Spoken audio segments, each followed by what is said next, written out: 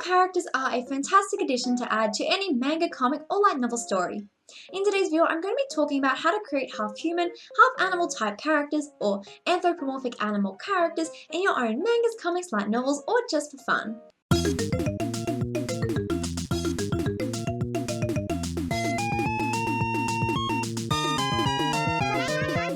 First of all, let's discuss the design tips that are important to keep in mind when you are designing half human, half animal characters. My first tip is write down the appearance aspects most prominent in your chosen animal. For example, they might have pointed ears, a tail, a beak, and so on.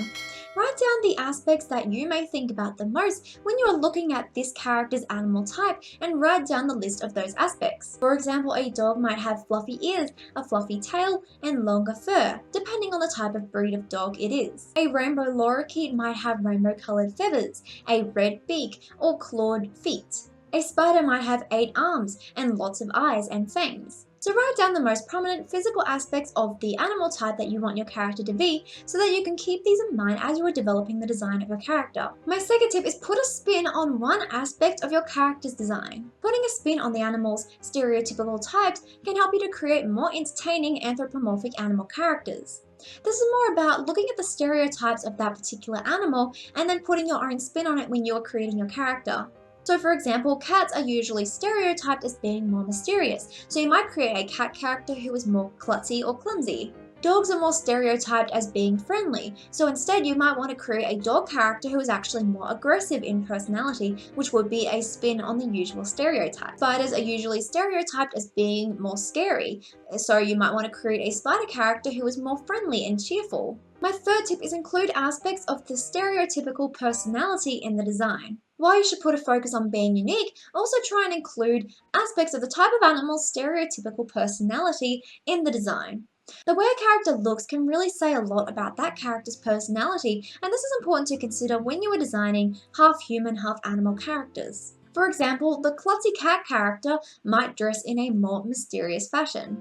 The more aggressive dog character might have a more friendly appearance on the surface. The friendly spider character might seem more gothic on the outside. My fourth tip is give them a special object or item. This is a great way to reveal character in any design.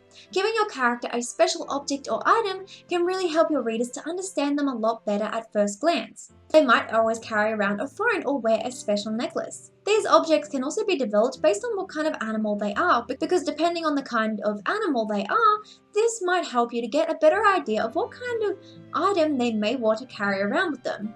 A cat might carry around a ball of wool or a purse that looks like a ball of wool, for example. A bird might wear a special shiny object like a shiny necklace or a necklace with a feather on it. A butterfly character might wear flowers as charms or have flowers in their hair. An octopus character might have a lucky seashell or a seashell that they use as a phone.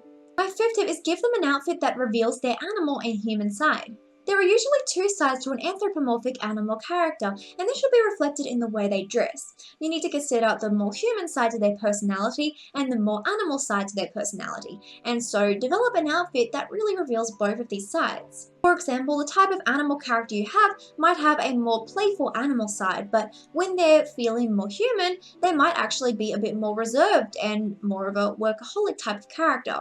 So their usual outfit might be more of a combination of an outfit that is usually reserved, but it also has a lot of playful aspects to it as well. My sixth tip is give them a body structure similar to their animal type. This doesn't always have to be the case, however, giving your character body proportions similar to their animal type will help your readers and audience to associate this character with the animal type a lot more easily. For example, giraffe characters might be a lot more taller, and then you might have lion characters who are a lot more muscular. So consider the stereotypical appearance of your animal type and how that might reflect in your character's body type as well. My seventh tip is give them a specific genre. Regardless of if this character is in a book or not, or if you're just creating this character for fun, considering a genre behind your character's design can help to create them a lot more effectively. You could have a character that is combined with sci-fi or fantasy, and each of these genres would change the way your character might look. A sci-fi character might have more robotic aspects to their design or more steampunk aspects, and a character from a fantasy might have more magical qualities about the way they look.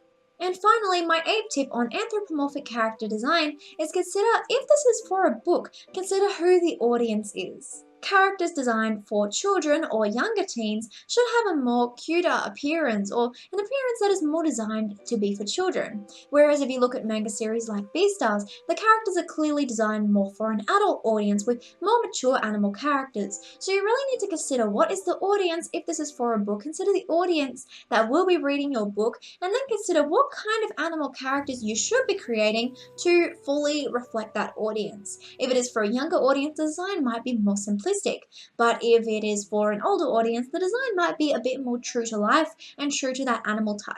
Now we're up to the second part of this tutorial, which is about how to write an anthropomorphic character.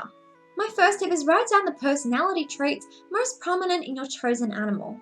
For example, the stereotypical cat personality that most people stereotype cats to have might be mysterious or sleepy or quiet, graceful or mischievous. The stereotypical dog personality might be friendly, loyal or talkative or playful. A stereotypical lion personality might be aggressive, brave or loyal. So consider for your chosen animal type how you can incorporate these aspects of their personality into your character, because this can also help your audience to associate your character with your chosen animal type. My second tip is write down the stereotypical things that your animal type does. Stereotypical thing of cats wanting to knock things off benches, or dogs enjoying going for walks. These stereotypical aspects can add something really funny to your characters, and then when your audience is reading your book, they can look at these characters and say, haha, I've seen that animal type do that.